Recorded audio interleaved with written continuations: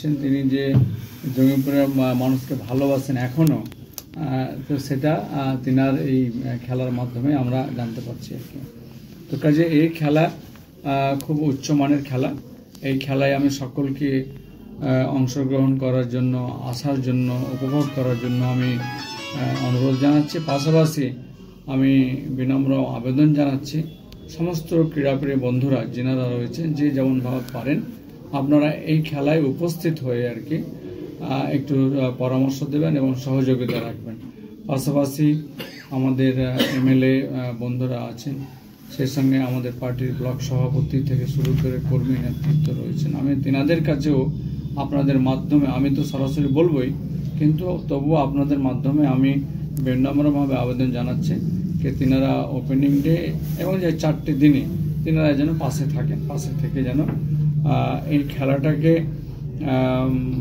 সঠিক জায়গায় নিয়ে গিয়ে যেন আমরা এলাকাবাসীকে আমরা একটা ভালো খেলা উপহার দিতে পারি। এটা সবটাই হচ্ছে এলাকাবাসীর জন্য। কে একটা মানে বাইরে থেকে এত একটা ভালো টিমগুলো আসবে, এসে তারা খেলবে, তো এলাকার লোকই যেন এই খেলাটা একদম লাইভ দেখতে পায় আর কি। ইউসুফ পাঠানকে আমরা আসার জন্য আমন্ত্রণ জানিয়েছি। তিনার একটা বলছেন যে আমি উমরাতে আবারও যাওয়ার আছে আর কি, তো হয়তো তিনি আমাদের ডাকে সাড়া দেবেন, আমি আশা করছি। এমপি যে ক্রিকেট কাপ আপনারা শুনছেন, সেটা super 7 cricket federation of India যে রয়েছে আর কি, তিনাদের তত্ত্বাবধানে, তিনাদের পরামর্শে আমাদের জঙ্গিপুরে এই টুর্নামেন্ট হতে চলেছে। কোন কোন মাঠে হচ্ছে? আগামী 15 তারিখ তার শুভ উদ্বোধন এবং 19 তারিখ তা ফাইনাল আর কি।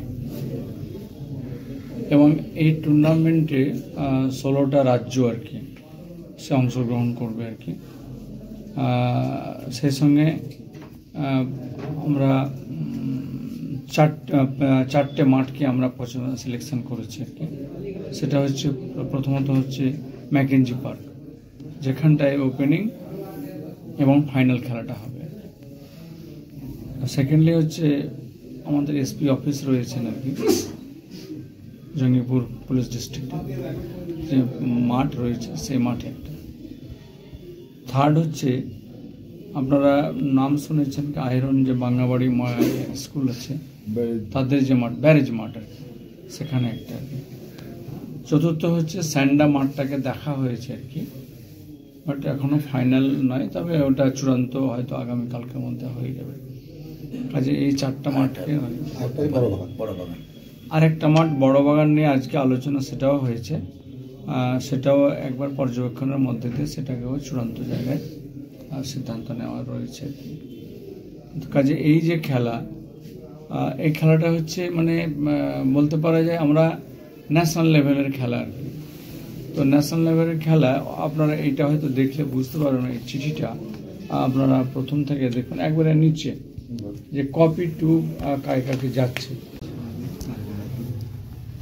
মুর্শিদাবাদ জেলার জঙ্গিপুরে আমরা আগামী 15 তারিখ থেকে 19 তারিখ অবধি আমরা ন্যাশনাল লেভেল সুপার 7 ক্রিকেট টুর্নামেন্টের আয়োজন করেছি। এই ন্যাশনাল টুর্নামেন্টের জন্য আমি প্রথমেই যার সহযোগিতার জন্য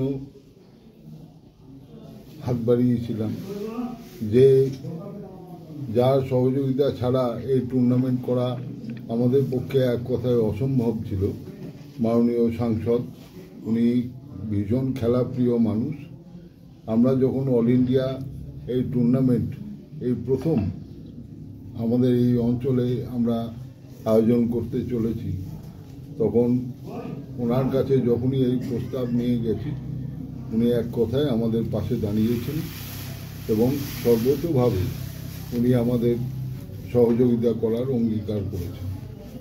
খেলাধুলোর জন্য ওনার যে প্রচেষ্টা, সেটাকে আমরা সার্থক করার জন্য এখানে অনেকেই আছেন, ফুরকান সাহেব আছেন, সুভাষবাবু আছেন, সকলেই এগিয়ে এসেছেন, বিকাশ নন্দ মহাশয় আছেন, সবাই মানে ঝাঁপিয়ে পড়েছি আমরা একসাথে, যাতে আমরা সর্বাঙ্গীনভাবে এই ন্যাশনাল টুর্নামেন্টটাকে সফল করতে পারি।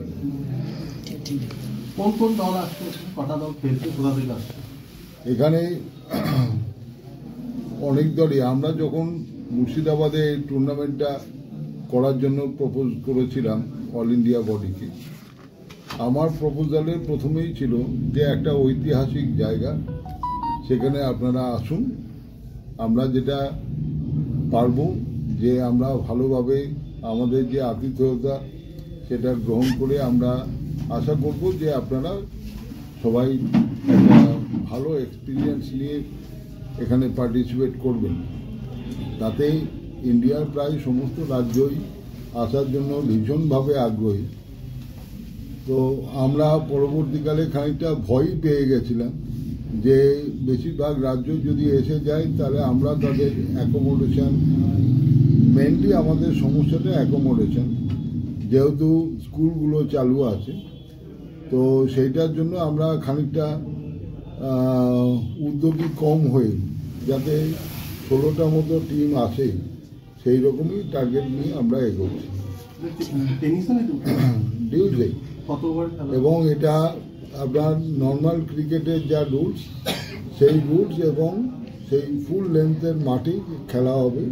ডিউজে 7 ওভারের খেলা এবং 7 জন করে প্লেয়ার প্রতি দলে খেলবে স্টেট টিমে, এবং খেলাটা ভীষণভাবে আকর্ষণীয় হবে, কারণ 42টা বল মানুষ গুনে গুনে খরচ করবে এবং সেই 42 বলের মধ্যে 170 থেকে 80 রান অবধি উঠে যায়, যেটা আমি নিজে দেখেছি এই পারফরমেন্সগুলো।